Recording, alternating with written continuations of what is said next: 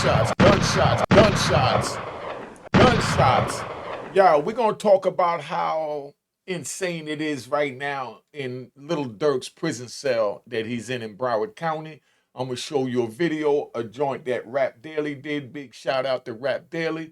But I'm going to break it down and give you more detail because I've been in that same situation 30 years ago when I was picked up in New York City in Harlem, taken down to MDC, Brooklyn, from MDC to Otisville, then back to MDC, then back to Otisville, and then transferred to Virginia by car in the biggest snowstorm that we had at that time in December 1993. That's when I got locked up and I didn't come out until 2020.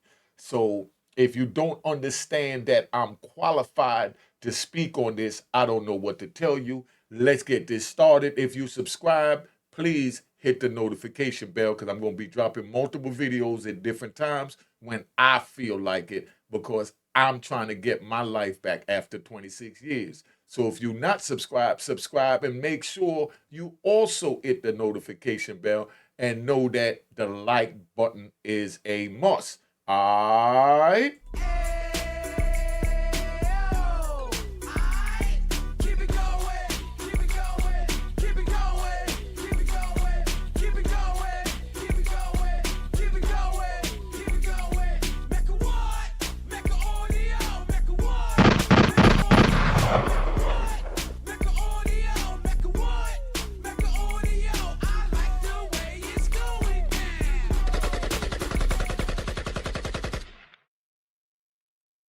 You know, there's Unique Mecca audio, man. I'm going to break this down. This is about Lil Durk being locked up in the jail cell down there so you could understand. I like this program. They left a lot of things out, but I understand because they haven't been there, so it's no shot to them because I don't shoot no shots. I say what I feel, how I feel, when I feel. You don't like it, it's what it is. You know what I mean? No disrespect to you, but if you can't take the truth, get out the jungle. All right? Right now, Lil Durk is sitting in Florida's most notorious jail. And trust me, this place is no joke. It's home to some really high-profile people like YNW Melly, who's been in there for over 5 years. Every inch of this place is covered with surveillance, and the guards are known to be brutal. We've heard they beat up inmates and even let people starve to death. All right, you see that joint right there, right? Let me explain something to you, right? Let me bring it on another scene real quick. But you see that footage right there? I just want y'all to understand how this thing works. They took me into ADX Supermax, right? And being that it's underground, when we got there, we had to drive from the top, and then we drove around a circle, around a circle, around a circle, and got lower and lower and lower. And when we got to the bottoms of this big European police, man. I mean, what we called them in the prison is lumberjacks. You know, that was big. It was big like lumberjacks. Let me take you. I'm gonna ride all over the place today because I'm feeling good.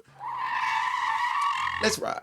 I'm gonna take you back to Lewisburg, 1994. Right? Let me bring another picture up here real quick. All right, because I feel like telling this one. Lewisburg, 1994. I'm in Lewisburg. I got caught up in a riot. They said that I allegedly started a riot and that I allegedly, poked on 2 police. That's what they say.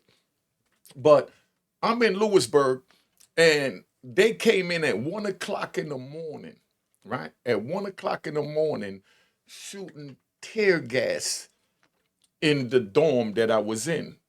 Could you imagine waking up to tear gas in the cell and these big police? They so huge, but then they came with this riot gear on. They was dressed like Ninja Turtles, so that's what we called them in the prison.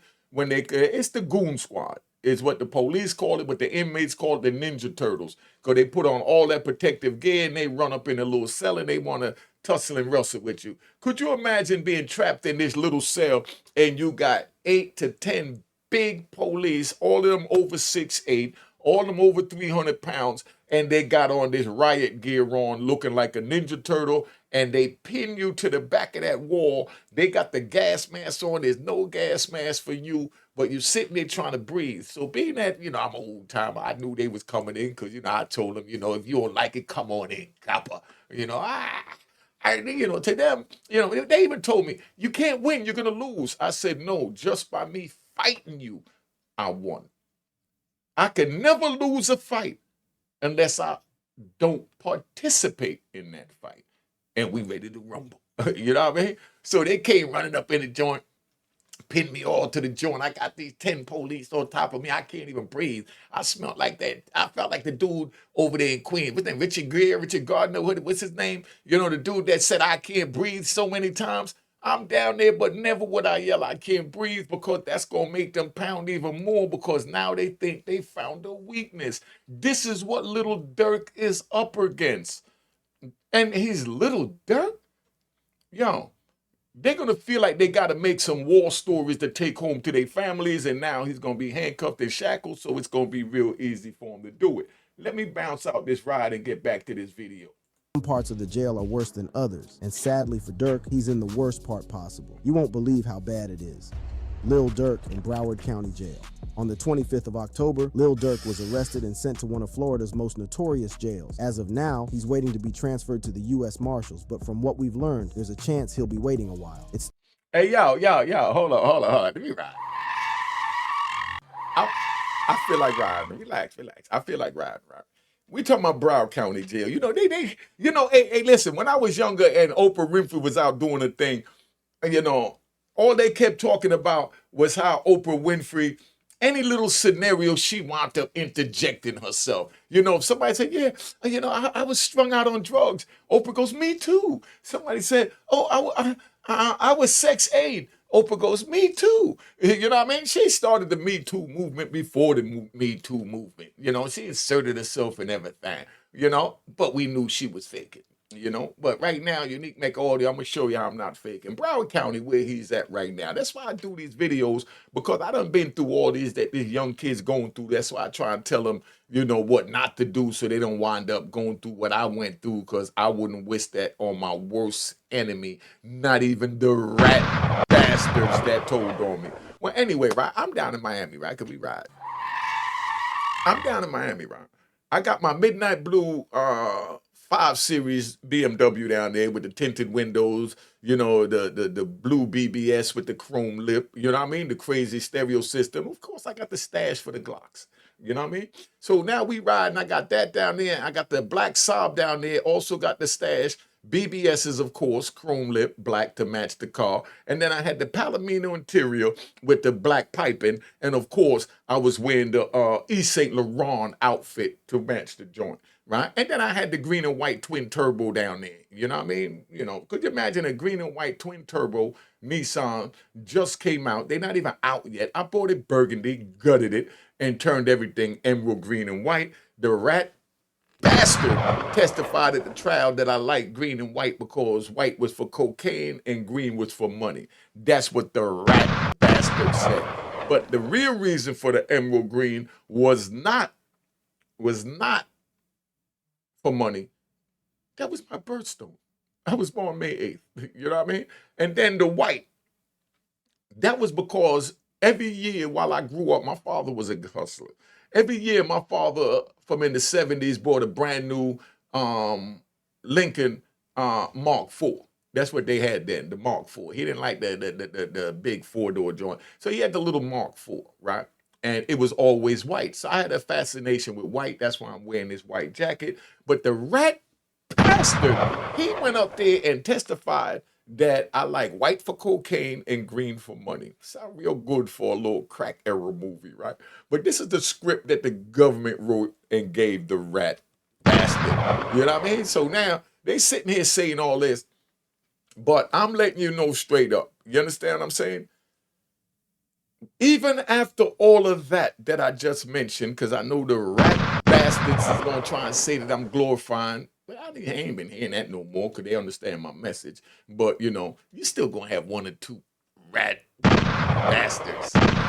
You know what I mean? So now, you know, these stories is just to let you know that I was on top of the food chain. I had it all.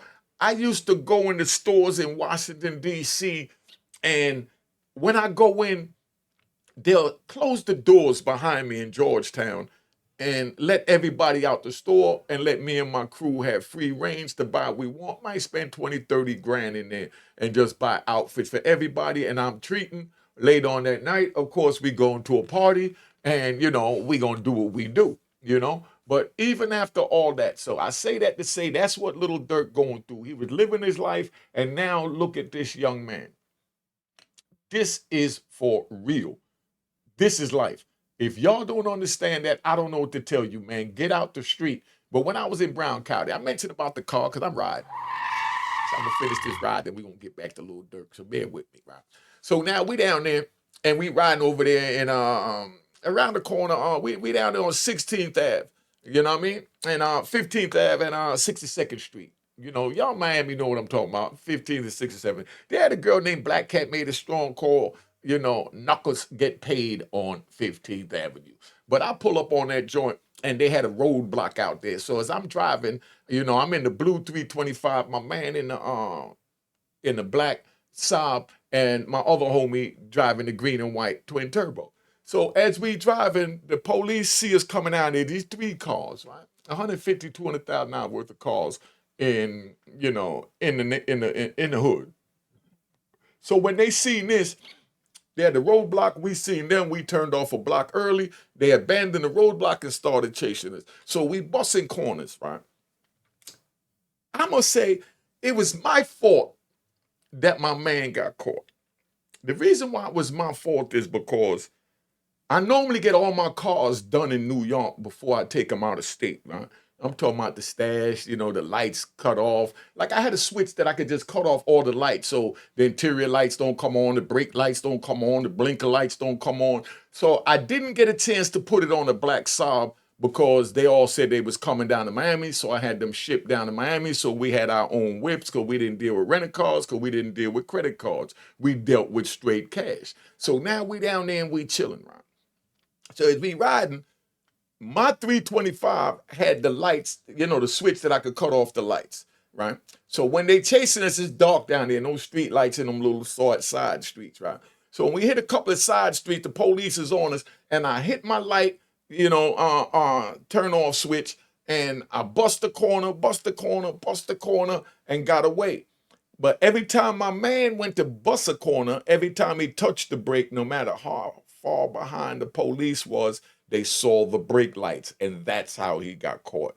So, being the old true loyal gangster that I am, I gotta bail him out, I gotta pay for the lawyers, and I gotta pay for everything because I didn't put the cutoff switch on the side. But my man got locked up in Broward County. So when he got locked up down there in Brown County, he down there and he told me straight off the bat, right? He called me about 2 hours after in there. He said, yo, I done had 3 fights, You know what I said to him? Nigga, that's all? And did you win? You know what I mean? Did you win? He said, I represented. I said, all right, then that's what it is. Expect 3 more before the night is over. You know what I mean? But I'll come get you in the morning. So he said, don't worry about it. I'm suited and booted. You know what I mean? That means that he was laced up and ready to go. Because back then they let you wear your sneakers in the joint. But that's Broward County where he's at, where they just kept fighting. Now they got him down there. They had the other young boy that they showed up there, been down there 5 years. And Melly. Let's get back to this, man. I don't want to be here too long. Still early to know exactly what went down, but we do know he's being held without bond, so he won't be getting out anytime soon. Although the crimes he's been charged with didn't happen in Florida, he's being held there as that's where he was arrested. All right, so now what that means is he has to be extradited. He has to wait for them to fill out a habeas corpus, send it to him, then they're going to fly him to Oklahoma, and then, this is crazy, they're going to fly him to Oklahoma. He got to stay there, get processed in, and then get flown out to California where the charges is at. That's how they do it, extradition. All right. And he's really unlucky, since Broward County Jail is a pretty insane place, literally. It's been estimated that nearly half of their inmates are suffering from mental health issues, and when you find out about the place, you'll see why. As of now, nobody knows for sure what part of the jail he's in, but we've done some digging and think we've got a good idea. Broward County Jail is the main detention center in Florida and home to many of its most notorious criminals. It's also the place where YNW Melly is being held, and there's a high chance Durk's housed in the same part of the jail as him. The jail is in the heart of Broward County, and it's huge. huge. It's so big that it's had to be split into 4 sections. The main jail is where the most high-profile and notorious inmates are. It's the place where YNW Melly is. So it's very likely that Durk's there too. Inmates in Broward County are split up and classified depending on the severity of their crimes. In there's no VIP unit, so Durk most likely won't be getting any special treatment. Depending on what part of the jail you're in will decide the level of security. But for people in the main jail, they're under maximum security. We also know that the main jail is 8 stories tall, with thousands of security cameras watching every inch of it. Despite the surveillance, though, the jail has been under investigation for the guards' alleged brutal treatment of inmates. That's right, there have been numerous accusations of prison guards beating up and badly abusing inmates. But because of Florida law, video footage from inside the prison isn't allowed to be viewed by the public. Still, there have been many ex-inmates who have spoken about their experiences in there. And let's just say it doesn't sound good. As we said, it's a place with a lot of mentally ill criminals. And some of the stories about what goes on in there are crazy. On the jail's official website, it says they're revolutionizing mental health support. But from what people are saying, that's not true at all. Let's hope Durk isn't put on suicide watch or has a mental health crisis inside, because if he does, they'll probably put him in solitary confinement. There's a story of one inmate being put in solitary for over 112 days in a row without any mental health checks. The staff only intervened when he cut off a body part. Trust me, you don't want to know what body part it was, but let's just say he won't be peeing properly for a while. Did you hear that? Dude got such mental health issues that he cut off his penis. That's how serious it is when they lock you behind these bars. That's when you have to tap deep within your soul and understand who you are and what you stand for. If you don't stand for anything, you will fall for anything. And we ain't trying to have you fall, so that's why I'm letting you know, don't get involved. It's not worth it. Don't go on the street. I know a lot of these rat bastards is hate that I'm doing so good on YouTube because I'm sharing my experiences. I had a dude, right? Let me ride. I had a dude call me today, right? Dude called me today, and he asked me, what the heck he asked me? He asked me some crazy stuff. I couldn't even believe he asked me that. Oh, man. I don't even remember. You know what I mean? But it come back to me. But I want to give a big shout out to Antone White. Talked to Antone White and Wack from California yesterday. You know what I mean? They was chilling together, and it was a wonderful time. Then, of course, you know, Big Lou Sims called in. I hollered at Lou Sims, put him on the phone with Antone White down there in D.C. and Wack from California, and I'm up here in New York. And this is how we chilling, because men recognize men. And we all trying to come together now to help the youth, because we are responsible for the condition they're in, because we dropped the ball by doing the same thing that you're doing right now. In 30 years, I don't want your children and your children's children, because by the time I came home, my children had children. I was a grandfather. You know, sit there saying that you dropped the ball like your grandfather did. So that's why I want y'all to straighten up. I can't give it to you no more real than this, man. You know what I mean? Let's get back to this thing, man, before I get emotional on this. Just even thinking about the times that I spent through locked in this cell, 5 years consecutive, coming out 1 hour a day, 5 days a week. The weekends and holidays, there was no 1 hour allowed out. Another guy somehow starved to death in there. So solitary is one place Durk's going to want to avoid. But not. Oh, hold up. Yo. You know, I apologize to you rat bastards. So I'm going to give you 3 seconds to tap out, because I'm going to be riding today, and my people's like when I ride. So you rat bastards. All right. Take that with you on the way out. We don't want you on this channel. Don't buy my book. Don't buy my book. Don't think about sending a Cash App. Don't even think about subscribing. That's for you rat bastards. You're not welcome over here. But you can just sit there and don't touch nothing. You know what I mean? Now, right? We're talking about, they just mentioned about people starving themselves, right? When I got the ADX, right, I'm going to give you a few different prison stories in one, because we talking about how insane it is in there, what Lil Durk going through right now. I'm in ADX, right? I go downstairs to the law library. The law library is on the back of a tier in an empty cell. They take me down there. I go down there, and then right across the thing from the law library, there was a dude living in there. It was a black Jewish dude. He was light-skinned, looked like he was Spanish, but he was Jewish with the little Jewish cap on and all that. And while I'm in the law library, he's, you know, they bring the dinner, and he's yelling, yo, you gonna eat that cake? You know? And I said, nah. He said, send it to me. I said, nah, it's not gonna fit under the door. He said, nah, I'm gonna send you something. He slid me a line under the door, what the Spanish people call a wheeler. He slid me a line under the door, and you know the back of two notepads. You know the back of a notepad? It was two notepads that he had stapled all the way around the corners, and one end was open so you could put something in it. And then you put a little piece of string that you rip off your sheets to make a long line, right? So he tied that up and he whisked it under my door while I'm in the law library. And when he whisked it under my door, I get it, I open it, and I look at it, and you know what two back of a notebooks look like. They like this. There's no opening. So when you come, they look like this. He said, squash it up and put it in it. I said, dog, it's a cake. He said, man, I'm on a hunger strike. He said, I'm on a hunger strike. They don't know that, that I'm eating, and they not supposed to know I'm eating. So I got the cell right across from the law library. So when the homies come down, they send me what they don't eat. I said, but it's a cake. It's going to get squashed. He said, it's going to get squashed when it go in my stomach anyway. I said, good, gonna goo. That's when I knew I was in prison. So then, listen to this. It gets even more gross, right? That was just the cake. That's not even gross yet. But he said, you going to eat your string beans and mashed potatoes? I said, nah, I ain't going to eat nothing. You know what I mean? Because, I got food up in the cell. They brought me down there to that cell. He said, all right, well, put that in there too. I'm going to send some plastic bags. This man sent some plastic bags in that little thing with the two binders, and he slid them under the door, and he told me to put the cake, the green beans, and the mashed potatoes in the same bag and flatten it so that it'll fit. Let me show you. I got one right here. Hold up. This is what I'm talking about. I like to give you all a visual. See, this is a notepad. He had two of these right here. That's what we use. He had two of these, and he had it stapled around the corners. You know what I mean? And then he put a hole in this end. He put a hole in this end, and then he had a string in it. He threw it under the door with a plastic bag in it and told me to squash up the cake, the mashed potatoes and the greens and put it in the envelope.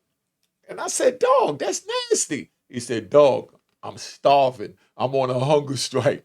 I said, well, eat. What are you talking about? He said, I am going to eat when you send me that food. I said, but how you going to eat it all mixed in like that? He said, it's going to get mixed in when it get in my stomach. Gunshots to the brothers that's in the struggle. All right? He was on what they call a hunger strike, so you understand. Hunger strike is where if you don't eat for 30 days, they got to notify, the region where the jail is at and say that he haven't eaten in 30 days. That's for a health issue. And then they come in and they force feed you. Now, I know y'all riding. And I know y'all wondering, why would he be on a hunger strike? Right?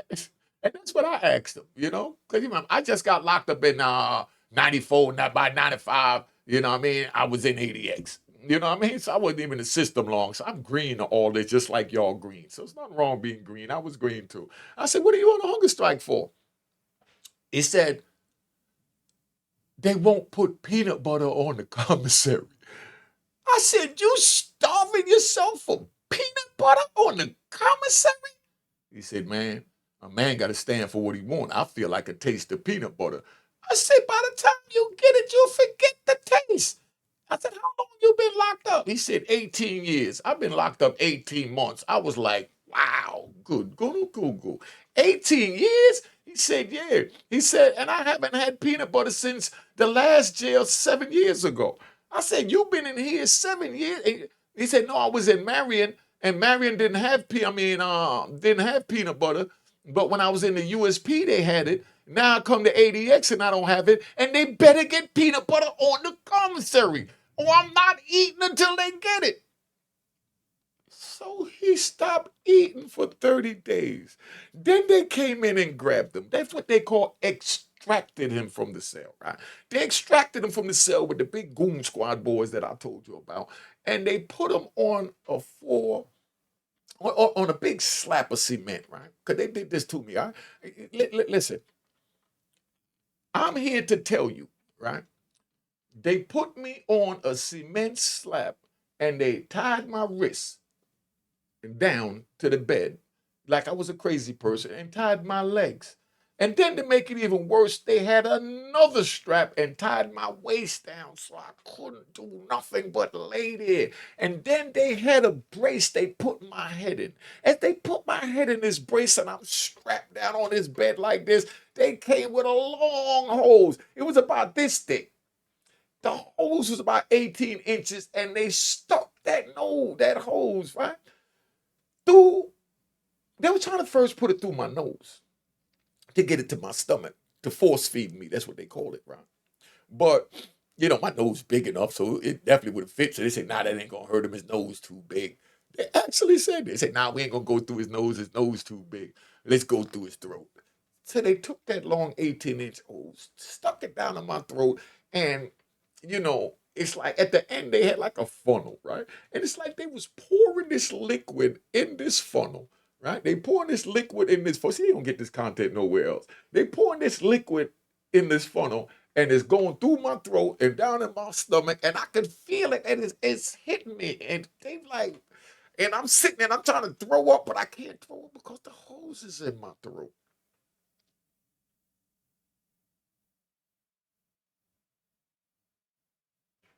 Let me snap out of it, man. All right, let me do the intro. I'm about to get emotional, man. Hold up, man. All right. All right.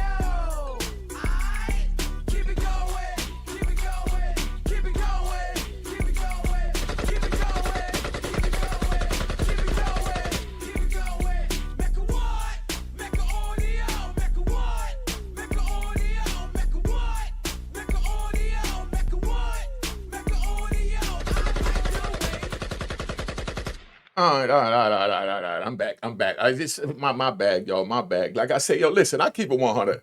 I'm still traumatized from what I've been through in life, much this through the prison system. So if you youngins want to go through what I just went through and have to stop in the middle of a program to put on an intro because you're about to get emotional, keep doing what you're doing.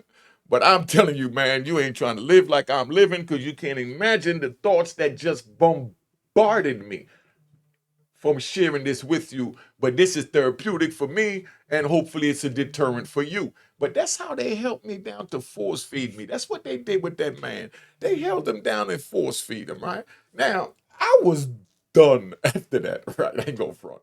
I was done after that, right? So I asked dude, right, how long you been, on this? He said, I've already been on it for 70 days. So in another 20 days, they're gonna have to force feed me again. I said, they force fed you twice? He said, yeah, every 30 days they force feed me. I said, you're doing all of that for peanut butter? He said, yo, one of the homies wrote him up because they didn't have chunky peanut butter on the commissary. I'm just asking for regular peanut butter. I don't care about the chunks. There wasn't no chunks when I was in the streets in the early 80s. I just want peanut butter. He said a dude wrote up the police because they didn't have chunky peanut butter on the commissary. And he's on a hunger strike because they didn't have any peanut butter on the commissary. You see the world that Lil Durk is entering into? Let's pray for this brother. I wouldn't wish this on my worst enemy, and neither should y'all. I'm going to get back on the Diddy stories, but right now I just want y'all to understand because he's at the fresh phases, and this is for a younger generation that may think it's cool what he's doing and all of that. So that's why I'm letting you know it wasn't worth it, man. It wasn't worth it, and it's not worth it. Everyone is mentally ill, so what's the jail like for your average inmate? Well, we found some reviews of the place online, and it's far from a 5-star hotel. One Yelp user had a few things to say about their experience there, and although they left it a 5-star review, it's safe to say that was a joke. Here's what they said about it. As your stay progresses, I suggest you forget about modesty because any expectation of privacy or personal space is not needed here. They then go on to explain what their roommates were like. Your roommates, in my case, Jamal and Bo Vance, will do all sorts of foul acts in front of you, to you, on you, or even in you. It gets worse. But if you keep your back to the wall, they will most likely do it in front of you. So keep your back to the wall. Someone on Reddit also inquired about what it was like inside and what YNW Melly's experience could have been like. Hey, y'all, let me say this, right? See, that's the county jail, right? That's the county jail. Let's ride. That's why I got rid of the rat bastards, because I feel like riding today. I feel like riding. Now, that's the county jail. where people will pull out and they'll masturbate at the females in front of you and all types of crazy stuff. But when you get to that penitentiary, if a man pull out his man parts and another man sees his man parts, it's that man's duty that saw that man's man part to put that Bethlehem, as Banky Crown says, in him. If you don't put the Bethlehem in him, then everyone is going to look at you like he cipher, monkey cipher. You know what I mean? And you definitely don't want that because they're going to try you. But this the county where they really have mental issues like crazy coming in because a lot of them be homeless people. But they'll never make it past the county jail. We had one dude, right? We had one dude named Chuck. If anybody remember the story, the prison story I did on Chuck, somebody put it up. I did a prison story by a dude that had mental illness named Chuck that body slammed the crap out of a C cipher. You know what I mean? A matter of fact, I'm gonna re-air that video because I got so many videos I know y'all ain't go through. Please go back and look at the prison stories if you want to hear more of these stories. I'm gonna get back to them, but I'm gonna download and re-upload a video about a dude that had mental illness named Chuck, so you can see how we have to deal with mental illness in the penitentiary. They're talking about in the county jail. I'm talking about the penitentiary. You know what I mean? Let's get back to this here, man. All right. Like since he spent 5 years in there. There were some very interesting responses. One user claims that Melly was in the general population before being transferred to protective custody. Here's what they said. I just got out from a year sentence there. Broward has 4 jails, 3 in Pompano right next to each other, and the main jail in FT Lauderdale. He goes on to explain what. The main jail is where they do booking and keep higher profile, serious cases. He's in the main jail on the 8th floor. He used to be in Gen Pop, but they switched him to PC. After that, he claims that one of his roommates shared a cell with Melly. My bunkie was in the dorm with him while he was in Gen Pop. He's in PC now though, and apparently they're treating him real bad, not allowing him to use phone and not turning on TV. Jail sucks, not a good time. We also know that Melly was in there for 5 years while his trial went on, so Durk might be facing something similar. As time goes on, we'll discover more about his treatment there, but the fact that 21 inmates have died there in the last few years tells you all you need to know about it. The judge denied his bond once already, and that's because of how serious his charges are. Let's take a look at what he's facing.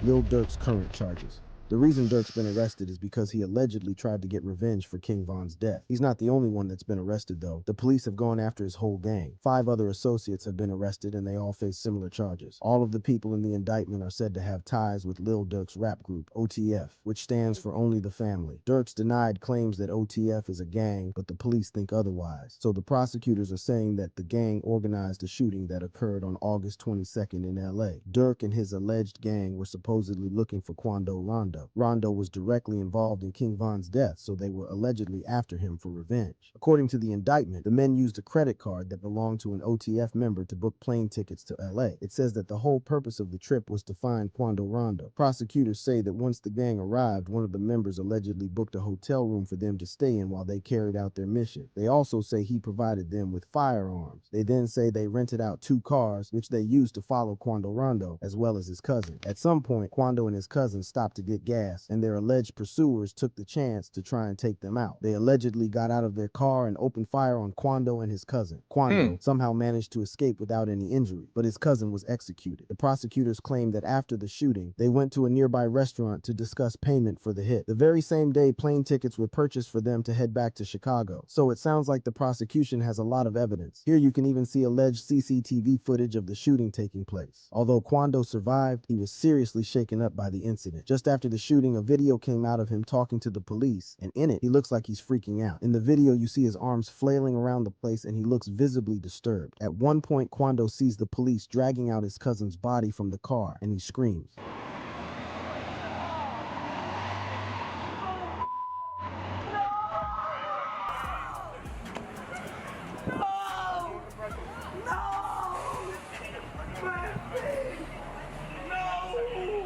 Quando's Yo, if that don't deter you from wanting to be on the street, being a gang and all this, if you make music and stop trying to be a gangster, man. Look what these young people is going through and imagine what they're putting their parents and family and loved ones through.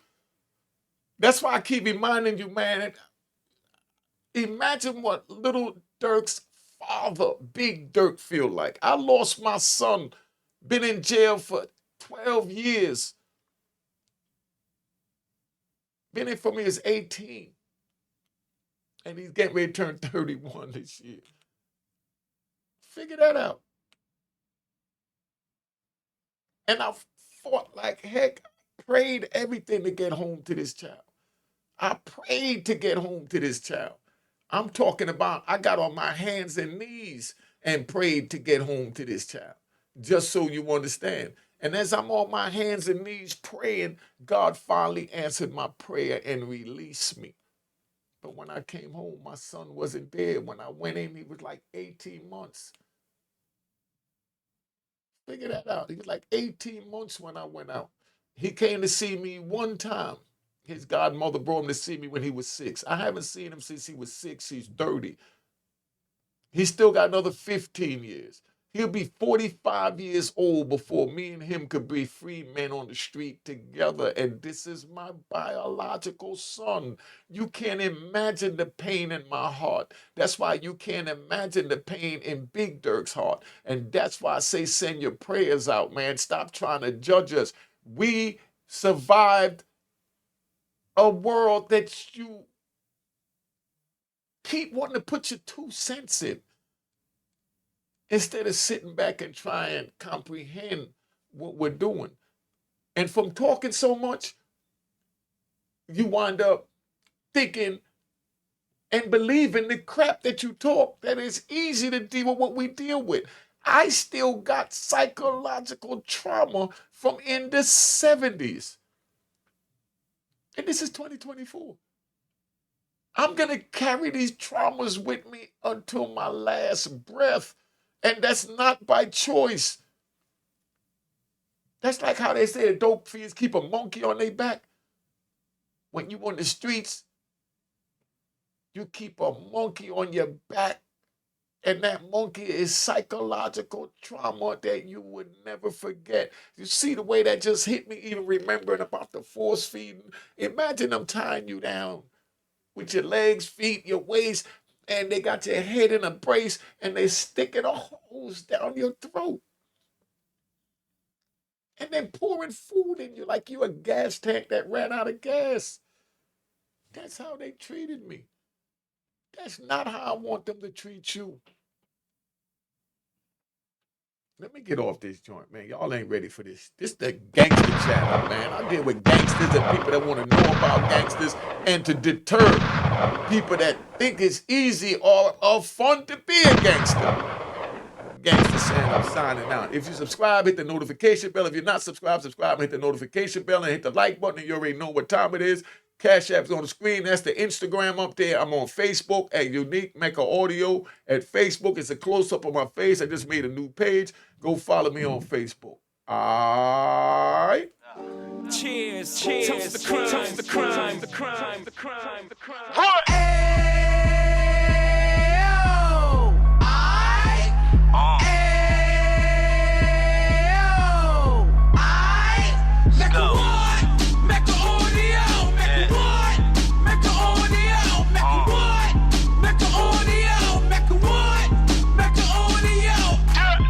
Fresh out the can of 26, yeah. Heat back on the strip, getting back in the mix. Yeah. What he mentions a gift. You stand up 10 toes down, and I suggest you pay attention to this. Real. Take a little gully posse and put it in Harlem. He cut from the bottom, came up from the bottom. Drop the book, you should go and get it. The Instagram page and the YouTube, you could go and visit. Yeah. Then you could consider yourself LinkedIn. Real. Sit front row and get Jews from a kingpin. How he went through it, so you ain't gotta go do it. To not pay attention would be stupid. Talking about a man that probably put your grandfather on. Probably the reason that him and your grams got along. A man that generated millions on the block, did his time, never squilling to the cops, Mecca Audio.